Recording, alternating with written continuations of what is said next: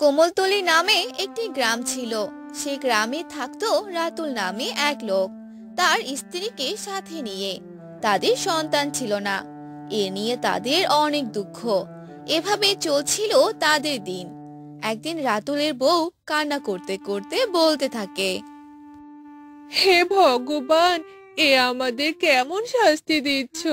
আমরা কি কখনো বাচ্চার মুখ দেখতে পারবো না? তখনই সেখানে রাতুল চলে আসে। রাতুল তার বউকে কান্না করতে দেখে বলে ওঠে, এভাবে তুমি কান্না করছো কেন? কি হয়েছে? আমাদের কপালে কি বাচ্চা নেই গো? কত বছর হয়ে গেল, এখনো যে বাচ্চার মুখখানা দেখতে পেলাম না। ও নিয়ে তুমি এত ভেবো না তো। ভগবান যেদিন মুখ তুলে চাইবে সেদিনই হবে। এখন একটু কান্না বন্ধ করো তো গিন্নি। আমাকে খেতে দাও, বড্ড খিদে পেয়ে গেছে। এই বলে রাতুল ও তার বউ ঘরে চলে গেল। আর রাতুলের বউ রাতুলকে খেতে দিল। এভাবেই অনেক দিন যেতে লাগলো। রাতুল অন্যের জমি চাষাবাদ করত। আর এভাবেই তার সংসার চলতো। একদিন বিকেলবেলা এক বুড়ি রাতুলদের বাড়িতে এলো আর ডাকতে লাগলো, বাড়িতে কেউ আছেন?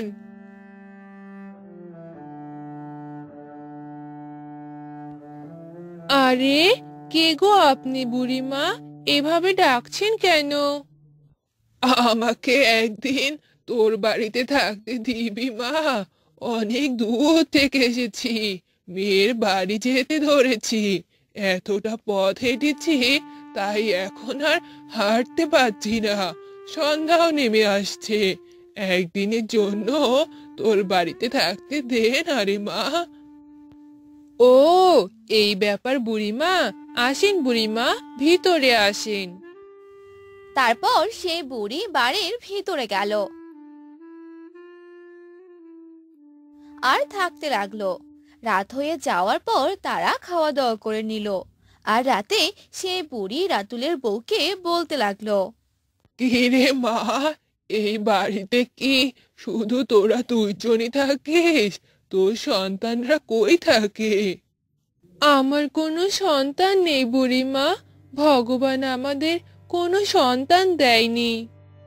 মন খারাপ করিস না, সব ঠিক হয়ে যাবে। ভগবান চাইলে নিশ্চয়ই হবে। তারপর তারা সবাই রাতে ঘুমিয়ে পড়ল। পরদিন সকালবেলা সেই বুড়ি খাওয়া দাওয়া করে নিল। আর চলে যাওয়ার সময় তার ব্যাগ থেকে একটি আপেল রাতুলের বউকে দিয়ে বলল, এই নাও মা, এই আপেলটি তুমি খেয়ে নিও। এই আপেল খেলে তোমার অনেক উপকারে আসবে। আচ্ছা বুড়িমা, ঠিক আছে। তারপর সে বুড়ি সেখান থেকে চলে গেল। আর রাতুলের বউ সেই আপেলটি পরিষ্কার করে খেয়ে নিল। এভাবেই কিছুদিন চলে গেল। আর রাতুলের বউ সেই আপেলের মাধ্যমে মা হয়ে গেল। এসব শুনে রাতুল ও তার বউ অনেক খুশি হয়ে গেল। তারপর একদিন রাতুলের বউ এক কন্যা সন্তানের জন্ম দিল। আর তারা অনেক খুশি হয়ে গেল। রাতুল তার কন্যার নাম রাখলো রাখি। আস্তে আস্তে রাখি বড় হতে লাগলো। রাখি, মা রাখি, কোথায় মা তুই? এই তো বাবা, আমি মায়ের সাথে রান্না করছি। আমার মেয়েটা কত বড় হয়ে গেছে। কি রান্না করছিস মা? পায়েস রান্না করছি বাবা। এভাবেই তারা বাবা মেয়ে কথা বলতে থাকে। রাখি রান্না বান্না করতে ভীষণ ভালোবাসতো। রাখি ছোট থেকে একটু একটু করে রান্না শিখতো। আর এখন রাখি অনেক বড় হয়ে গেছে। একদিন রাখি মন দিয়ে মিষ্টি বানাতে লাগলো। আর সে মিষ্টি এনে তার বাবাকে দিল। আর বলল, বাবা দেখো, আমি তোমার জন্য মিষ্টি বানিয়েছি। দেখো তো বাবা, কেমন হয়েছে। দে মা, খেয়ে দেখি।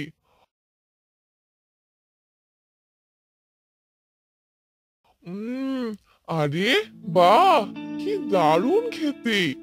মিষ্টিটা তো বেশ দারুণ হয়েছে। তুই এত ভালো রান্না কিভাবে শিখলি মা?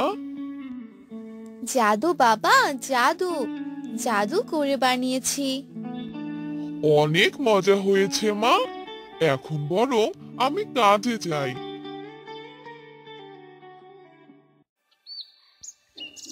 এই বলে রাতুল কাজে চলে যায়। এভাবেই অনেক দিন চলে গেল। একদিন রাতুল অনেক চিন্তা নিয়ে বাসায় ফিরতে লাগলো। তখনই রাতুলের বউ রাতুলকে বলতে লাগলো। কি ব্যাপার গো, তোমায় এত চিন্তিত লাগছে কেন? আমি যার জমি নিয়ে চাষাবাদ করতাম সে তার জমি বিক্রি করে দিয়েছে। এখন আমি কিভাবে সংসার চালাবো? তুমি কোনো চিন্তা করো না তো, তুমি দেখো অন্য কোথাও কোনো কাজ পাও কিনা। তখনই সেখানে তাদের মেয়ে রাখি চলে এলো আর বলতে লাগলো, কি ব্যাপার, তোমরা কি নিয়ে এত কথা বলছো? তখন রাতুল সব ঘটনা তার মেয়েকে বলে দিল। এসব শুনে রাখির মাথায় একটা দারুণ বুদ্ধি চলে এলো। রাখি তখন বলল, বাবা, আমার মাথায় এক দারুণ বুদ্ধি এসেছে। বাবা, আমি একটি দোকান দিতে চাই, আর সেখানে সব রকমের খাবার বানানো থাকবে। আমি সবকিছু রান্না করব। এসব তুই কি বলছিস মা? তুই এত কিছু করতে পারবি? বাবা, তোমরা তো আমার সাথেই আছো, তোমরা আমাকে সাহায্য করলেই হয়ে যাবে। না রে মা, এসব কাজ তোকে করতে হবে না। মা, আমার এই বুদ্ধিটা অবশ্যই কাজে লাগবে, তোমরা কোনো চিন্তা করো না। আচ্ছা মা, ঠিক আছে, যা ভালো মনে হয় কর। এরপর তারা বাড়ির পাশে এক দোকান দিয়ে দিল। আর রাখি মনোযোগ দিয়ে আর তার ভালোবাসা দিয়ে অনেক অনেক খাবার রান্না করতে লাগলো। এ খাবারের গন্ধ যেন চারদিক ছড়িয়ে পড়লো। কিছু সময় পর সেখানে অনেকে ভিড় জমাতে লাগলো। আরে, এত মধুর রান্না গন্ধ পেয়ে এখানে ছুটে এলাম। কে রান্না করছে এত মধুর রান্না? যেই রান্না করুক না কেন, আপনি শুধু খেয়ে দেখেন রান্না কেমন হয়েছে। তা তো অবশ্যই, খাবার জন্যই তো ছুটে এলাম। তা দাও দাও, যা আছে সব দাও। এরপর রাতুল সেই লোকটিকে খাবার দিল। আর তিনি খাবার মুখে দিতেই আহা, এই যেন খাবার নয়, অমৃত! এত দারুণ খাবার আমি কখনো খাইনি। সব যেন পরিপূর্ণ, কোথাও কোনো ভুল হয়নি। এত মধুর রান্না কে করলো শুনি? আমার মেয়ে করেছে গো। বাবা, তোমার মেয়ে তো অনেক সুন্দর রান্না পারে। দাও, আমাকে আরো কিছু দাও। এই বলে রাতুল তাকে আরো খাবার দিল। আর সেই দোকানে অনেকেই ভিড় করে খাবার নিতে লাগলো। একদিনই তারা অনেক টাকা পেল। এসব দেখে রাখির মা বাবা অবাক হয়ে গেল। একদিনই এত টাকা? এটা কি করে সম্ভব? আমার তো বিশ্বাসই হচ্ছে না। সবই আমার মেয়ে আর মেয়ের বুদ্ধির জন্যই হয়েছে, আমার বুদ্ধিমতী কন্যা। বাবা, তুমি আর কোনো চিন্তা করো না, এখন থেকে আমি রান্না করে সবাইকে খাওয়াবো। কিন্তু মা, সবই বুঝলাম, কিন্তু তুই এত ভালো রান্না কিভাবে শিখলি? বাবা, কোনো কাজ যদি আমরা মন দিয়ে ভালোবাসা দিয়ে করি তাহলে সেটা অবশ্যই সুন্দর হবে। আর আমি তো রান্না করতে খুব ভালোবাসি। এবার বুঝতে পেরেছি মা। এখন থেকে তাহলে আমরা এই কাজই করব। আমার বুদ্ধিমতী মেয়ের প্রশংসা করতেই হয়। এরপর থেকে তারা সেই দোকানে খাবার রান্না করত। আর সবাই সেখানে এসে ভিড় জমাতো। তাদেরই ব্যবসা ভালোই চলছিল। এভাবেই অনেক দিন চলে গেল। আর তারা আস্তে আস্তে বড়লোক হয়ে গেল।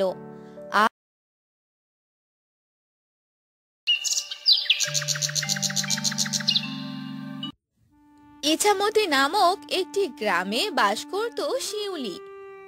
শিউলি ছিল অনেক রাগী, কারো সাথে ভালো ব্যবহার করতো না। কিছুদিন পর শিউলির সাথে মোহন নামে একটি ছেলের বিয়ে হয়। এরপর থেকে শিউলি মোহনের বাসায় থাকতে শুরু করে।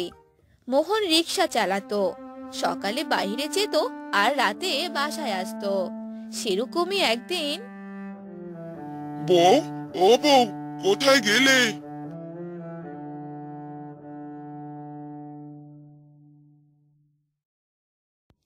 আরে কি হলো, এভাবে চেঁচাচ্ছ কেন? ভূতে ধরলো নাকি? হ্যাঁ, আরে কি সব বলো? ভূতে ধরবে কেন? আমি রিক্সা নিয়ে বাইরে যাব, আর তাই তোমাকে বলার জন্য ডাকছিলাম। এটা আবার আমাকে বলতে হবে কেন? তুমি তোমার কাজে চলে যাও। আচ্ছা ঠিক আছে, এবার আমি আসি তাহলে।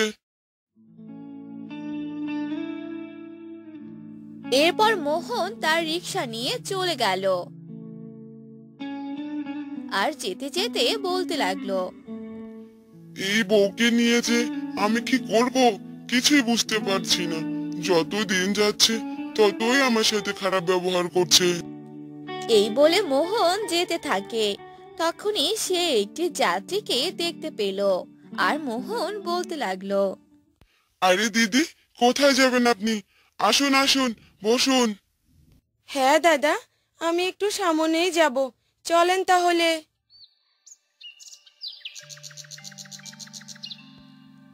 এভাবেই সারাদিন মোহন অনেক কষ্ট করত আর রাতে বাসায় আসতো। আর বাসায় এসে মোহন তার বউয়ের অনেক কথা শুনতো। বউ, ও বউ, আমাকে খেতে দাও। আমার যে বড্ড খিদে পেয়েছে, তাড়াতাড়ি খেতে দাও। এসেছে নবাব জাদা, আমি কি তোমার জন্য খাবার নিয়ে বসে আছি নাকি? হ্যাঁ, খাবার রান্না করা আছে, একাই গিয়ে খেয়ে নাও। আমি কোনো কাজ করতে পারবো না, তোমার জন্য খাবার রান্না করে রেখে দেই, এটাই তো অনেক। এসব কথা বলে শিউলি ঘুমাতে চলে যায় আর মোহনের মন অনেক খারাপ হয়ে যায়। আর মোহন নিজে থেকেই খাবার নিয়ে খেয়ে নেয়।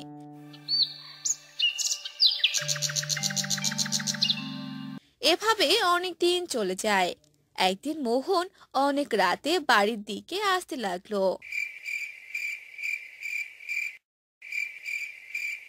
তখনই রাস্তায় এক বৃদ্ধা মহিলাকে দেখতে পেল। আরে বুড়িমা, এত রাতে আপনি এখানে কি করছেন? আরে বাবা, আমার যে যাওয়ার কোনো জায়গা নেই, কোথায় আর যাব, তাই এখানেই রাত কাটাচ্ছি। আরে বুড়িমা, এভাবে কি বাইরে থাকা যায় নাকি? আপনি বরং আমার রিক্সাতে উঠুন, আমার বাড়িতেই আপনি থাকবেন। আচ্ছা বাবা, ঠিক আছে।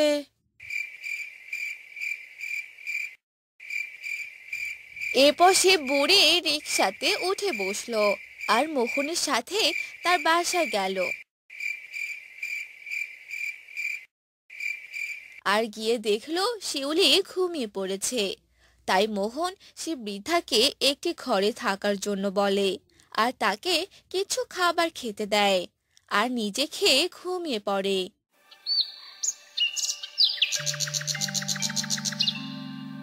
পরদিন সকালবেলা, হায় হায় হায় হায়, এ তুমি কাকে নিয়ে এসেছো শুনি? এই বৃদ্ধ মহিলাকে তুমি কোথায় পেলে? আমি এনাকে কাল রাতে রাস্তায় পেয়েছি। বুড়িমা অনেক অভাগী গো। বুড়িমার আপন বলতে কেউ নেই, তাই আমি বুড়িমাকে নিয়ে এসেছি। বুড়িমা আজ থেকে আমাদের সাথেই থাকবে। কে? কি বললে তুমি?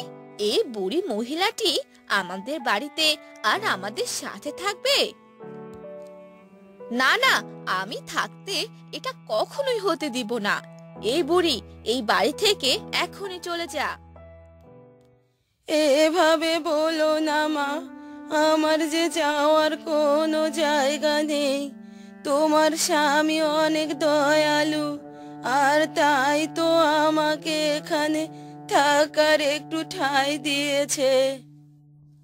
হ্যাঁ, ওই ঠাঁই দিয়েছে জন্যই তো আমার স্বামীর কথা মতো আমাদের বাড়িতে থাকতে এসেছো।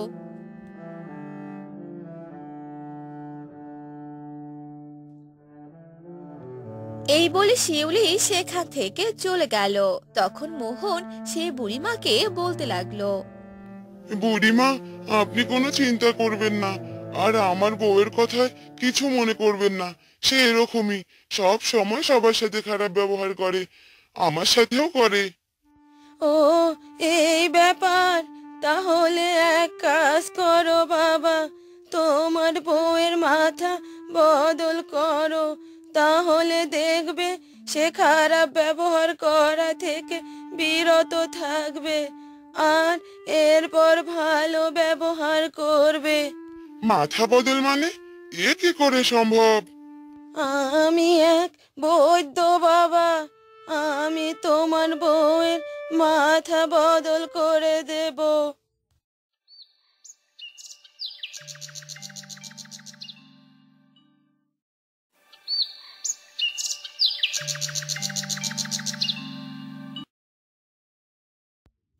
এভাবেই সে দিনটা চলে গেল।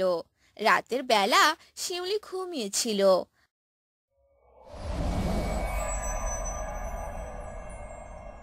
আর তখনই সেই বুড়ি মনে মনে কিছু একটা বলে শিউলির মাথায় ফু দিল। আর তারপর তারাও ঘুমিয়ে পড়ল।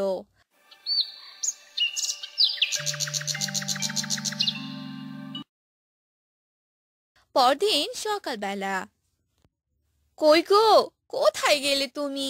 খাবার দিচ্ছি, তাড়াতাড়ি খাবার খেয়ে কাজে চলে যাও। আরে বাহ, এ আমি সত্যি দেখছি নাকি স্বপ্ন দেখছি? আজ বউ এত ভালো হয়ে গেল কি করে? হ্যাঁ রে, তুই সত্যি দেখছিস, এসব আমি করেছি, এবার আর তোর কোনো চিন্তা নেই।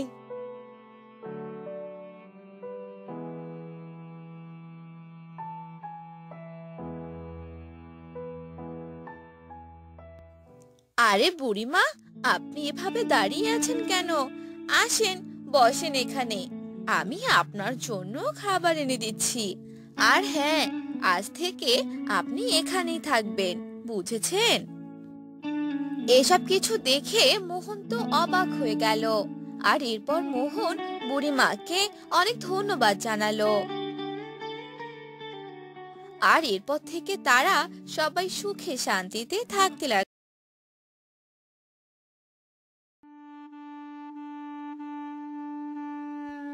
কি ব্যাপার, আর কত নাক ডেকে ডেকে ঘুমাবে শুনি? কত বেলা হয়েছে, দেখেছো একবার? তাড়াতাড়ি উঠে পড়ো। আরে গিন্নি, আর একটু ঘুমোতে দাও, এভাবে চেঁচামেচি করছো কেন? যাও যাও, এখন আর ডাকাডাকি করো না তো, একটু পরেই উঠছি। ও, সোজা কথা তোমার কানে ঢুকবে না তাই তো? দেখাচ্ছি মজা।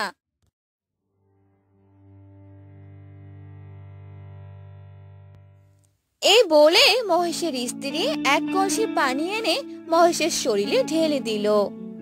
আহ, কি করলে তুমি গিন্নি? দিলে তো ভিজিয়ে। কথা না শুনলে এমনই হবে, বুঝলে?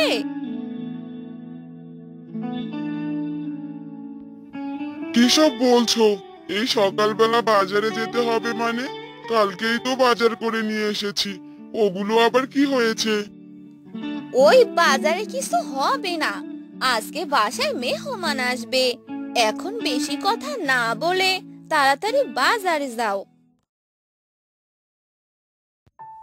এরপর মহেশ ব্যাগ নিয়ে বাজারে চলে গেল আর বাজার করে নিয়ে এলো। মহেশ ছিল একজন দোকানদার। তার দোকানে ছিল অনেক বৈদ্যুতিক জিনিসপত্র। তার দোকান থেকে সবাই লাইট সহ অন্যান্য জিনিস কিনতে আসতো। মহেশ তার দোকানের মাধ্যমেই সংসার চালাতো। দাদা, আরে ও দাদা, দোকানে আসো? আরে হ্যাঁ, মাত্র আসলাম দোকানে। বলো, তোমার কি লাগবে? আমার একটা লাইট লাগতো গো দাদা, রাতে করে মাছ মারতে যেতে হয়, আর লাইটটা নষ্ট হয়ে গেছে, ভালো দেখে একটা লাইট দাও। আরে, আমার কাছে কি কখনো খারাপ কিছু পেয়েছো নাকি? হ্যাঁ, এই নাও, এই লাইটটি নাও, এটার আলো অনেক দূর পর্যন্ত যাবে আর খুব সহজে মাছ মারতেও পারবে। তাহলে তো ভালোই হলো। দাও তাহলে এই লাইট, আর এই নাও টাকা।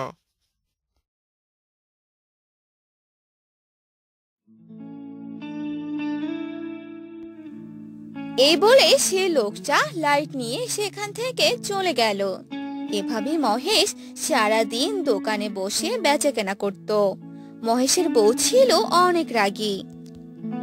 একটু কিছু হলেই সে মহেশের সাথে ঝগড়া করত। আর একদিন মহেশ তাড়াতাড়ি করে বাসায় আসে, আর তখনই মহেশের বউ বলতে লাগে, বাড়িতে তাড়াতাড়ি এসেছো, খুবই ভালো হয়েছে। যাও, নদী থেকে জল তুলে নিয়ে আসো। এই প্রতিদিন জল আনতে আমার আর ভালো লাগে না। এখন থেকে তুমি জল নিয়ে আসবে, বুঝলে? জল নিয়ে আসা কি আমার কাজ নাকি? আমি জল আনতে যাব মানে? একবার জল এনে দেখোই না কেমন লাগে। কতবার বলেছি বাড়িতে একটা কুয়ো দিয়ে দাও, কিন্তু কে শোনে কার কথা? বললে কি দেওয়া হয়ে যায় নাকি?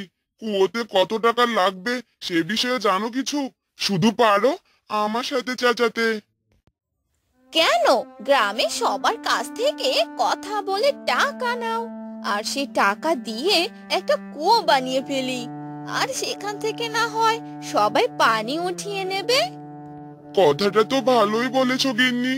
তাহলে আমি এক কাজ করি, এই গ্রামের সবার সাথে কথা বলি, দেখি সবাই কি মতামত দেয়।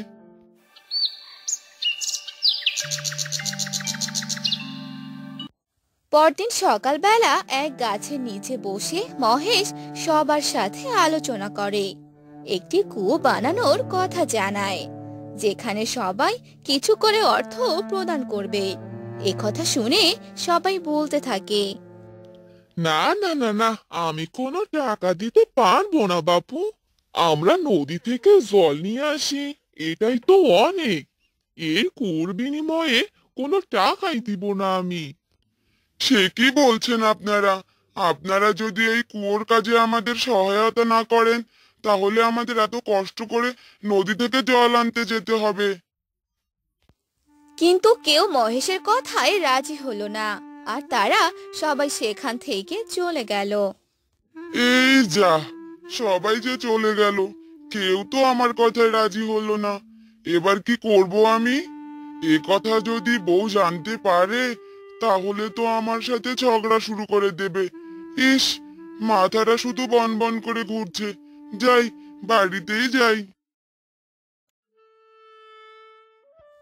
কি ব্যাপার গো, গ্রামে সবাই কি বললো? রাজি হয়েছে তো? তোমার কথা মতো কাজ করলে কেউ রাজি হবে না, বুঝলে? ভালো বুদ্ধি তো দিতে পারো না, আর কিসব বুদ্ধি দিয়েছো, কেউ রাজি হয়নি। তারা এই কুয়োর জন্য কোনো অর্থ দিতে পারবে না। এবার তুমিও কুয়োর আশা ছেড়ে দাও, বুঝলে? হায় ভগবান, কি হয়ে গেল? আবারও যে আমাকে নদী থেকে জল এনে কাজ করতে হবে। আমার যে এত কষ্ট আর ভালো লাগছে না। তুমি কোনো উপায় বের করে দাও না ভগবান।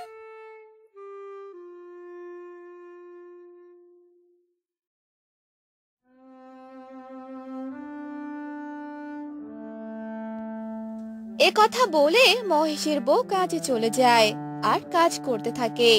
এভাবেই অনেক দিন চলে যায়।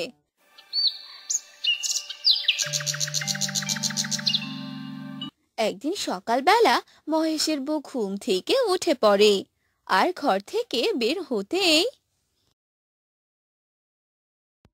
সে কি? এসব আমি কি দেখছি? আমার চোখ ঠিক আছে তো? কি গো শুনছো? তাড়াতাড়ি বাহিরে এসো, দেখো কি হয়েছে।